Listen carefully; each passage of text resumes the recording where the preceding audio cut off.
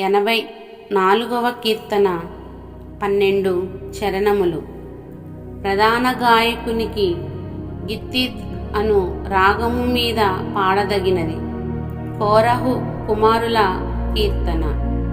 సైన్యములకు అధిపతివగు యెహోవా, నీ నివాసములు ఎంత రమ్యములు! యెహోవా మందిరావరణములను చూడవలెనని నా ప్రాణము ఎంతో ఆశపడుచున్నది. అది సొమ్మసిల్లుచున్నది.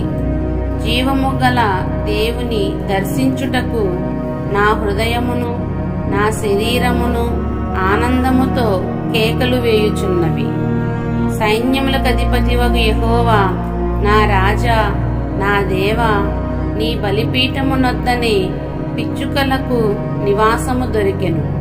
పిల్లలు పెట్టుటకు వానకోవెలకు గూటి స్థలము దొరికెను. నీ మందిరమునందు నివసించువారు ధన్యులు. వారు నిత్యము నిన్ను స్తుతించుదురు. నీ వలన బలమునందు మనుష్యులు ధన్యులు.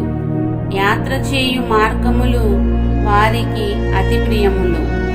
వారు బాకాలోయలో బడి వెళ్ళుచు దానిని జలమయముగా చేయుదురు. తొలకరి వాన దానిని దీవెనలతో కప్పును.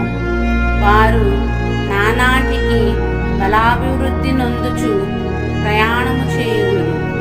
వారిలో ప్రతివాడును సియోనులో దేవుని సన్నిధిని కనబడును.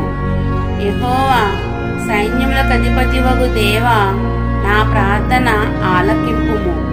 యాకోబు దేవా, చెవియొగ్గుము. దేవా, మా కేడెమ దృష్టించుము. నీవు అభిషేకించిన వాని ముఖమును లక్షింపుము. నీ ఆవరణములో ఒక దినము గడుపుట 1000 దినముల కంటే శ్రేష్టము. భక్తిహీనుల గుడారములలో నివసించుట కంటే నా దేవుని మందిర ద్వారమునొద్ద నుండుట నాకిష్టము. దేవుడైన యెహోవా సూర్యుడును కేడెమునై ఉన్నాడు. యెహోవా కృపయు ఘనతయు అనుగ్రహించును. యథార్థముగా ప్రవర్తించు వారికి ఆయన ఏ మేలును చేయక మానడు. సైన్యములకు అధిపతివగు యెహోవా, నీ యందు నమ్మిక ఉంచువారు ధన్యులు.